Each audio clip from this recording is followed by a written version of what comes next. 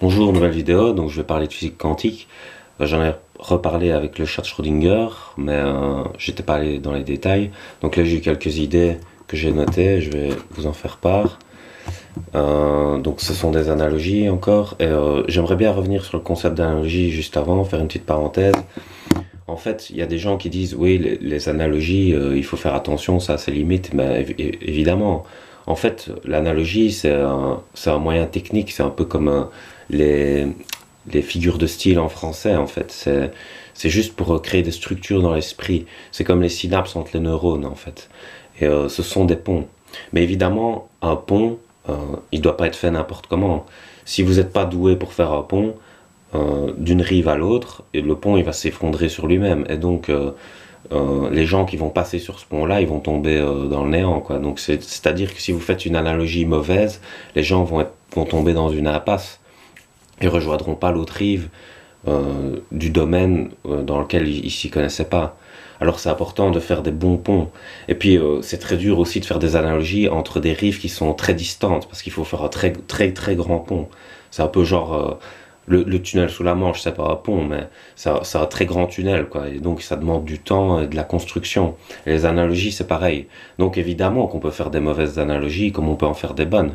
Une analogie qui réussit, c'est comme voilà, des ponts célèbres où il y a des voitures qui passent tous les jours et qui permettent à des rives de se rejoindre, quoi. C'est pour créer une fédération un peu mondiale. Et comme je dis, c'est comme les synapses entre les neurones. Ça permet la communication à notre échelle, quoi. Et dans les discours qu'on se projette les uns aux autres, en émetteur-récepteur, ça crée des ponts. Je te reçois 5 sur 5 plutôt que 0 sur 5. Mais évidemment, l'analogie doit être bonne. Voilà, c'est technique, quoi. C'est un peu de l'ingénierie mentale, quoi. Donc voilà, maintenant que j'ai fait cette parenthèse-là, je vais vous parler de la physique quantique. Alors j'ai trouvé un concept. En fait, les gens disent qu'il y a un déterminisme quantique parce qu'on ne peut pas mesurer l'état d'une particule. Parce qu'en fait, ils confondent l'état de ce qui forme un système et la particule en elle-même. Par exemple, on ne peut pas constater l'état d'un embryon avant ovulation. C'est-à-dire que puisque l'embryon n'existe pas. Mais par contre, il existe des spermatozoïdes. Ces spermatozoïdes sont les particules. Il va y avoir une course entre ces spermatozoïdes, et puis il y en a un qui va rentrer dans l'ovule, et puis ça va faire l'embryon. Mais même si on ne peut pas mesurer l'état de l'embryon, on peut savoir ce qu'est un spermatozoïde. Et donc, on connaît quand même l'état du spermatozoïde, même si on ne connaît pas l'état de l'embryon. Et ça, c'est important de le savoir. Maintenant, j'ai une autre métaphore qui rejoint celle-là, mais plus concrète. Vous avez un chantier avec des ouvriers qui vont faire une maison. On ne peut pas connaître l'état de la maison avant que la maison n'existe, forcément, mais on peut connaître l'état de l'ouvrier. Et on sait très bien que la convergence des talents des ouvriers vont faire la maison. Et donc, il y a quand même une certaine génétique. Il y a la génétique de l'ouvrier, il y a la génétique du spermatozoïde, qui, en convergeant entre eux, vont créer un état et un système. Et c'est ça qui ne va pas dans la vision de l'indéterminisme, c'est qu'il y a une génétique des particules. Comment se fait-il que les particules, par des convergences d'identité, arrivent à structurer la matière? Ça, c'est une question à laquelle on ne sait pas répondre encore maintenant. Même s'il y a un indéterminisme dans notre perception à nous. Puisque quand on envoie une particule sur une autre, ben, ça modifie son état.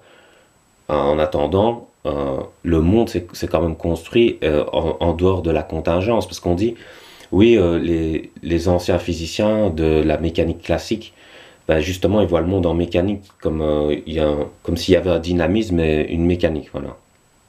Mais c'est comme une voiture, c'est pas le fruit d'une contingence. Une voiture, elle fonctionne grâce au rôle que chaque pièce va avoir quand elles vont s'agencer. Et c'est comme ça que la voiture fonctionne. Mais pour ça, il faut une sorte d'architecte qui est le mécanicien. Donc, ça pose toujours la question d'un créateur quand même, parce même si on part plus dans la particule, c'est-à-dire moins vers le macrocosme, et qu'on décide de dire que le monde commence à partir de la particule, il y a quand même un problème sur le fait que ça s'agence par après. Et d'ailleurs, je vous envoie une vidéo qui est la puissance organisatrice du hasard de Mick Matt. Je trouve que cette vidéo elle est super parce que en fait il montre que même en tirant à pile ou face, à court terme, c'est contingent, donc c'est le hasard qui prime, mais à long terme, on voit bien que ça se structure d'une telle manière à ce que ce ne soit plus contingent. C'est-à-dire qu'en faisant pile ou face, les probabilités que les particules arrivent à tels endroits sont tellement faibles qu'elles n'iront jamais, en fait. Et ça reste toujours au mieux, quoi, en fait. Enfin, je vous invite à aller voir la vidéo. Et donc voilà, c'était juste pour dire ça. Maintenant, je sais pas si j'ai oublié quelque chose, je vérifie.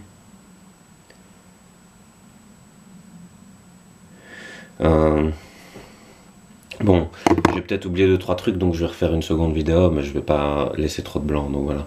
Je vous laisse, bonne journée.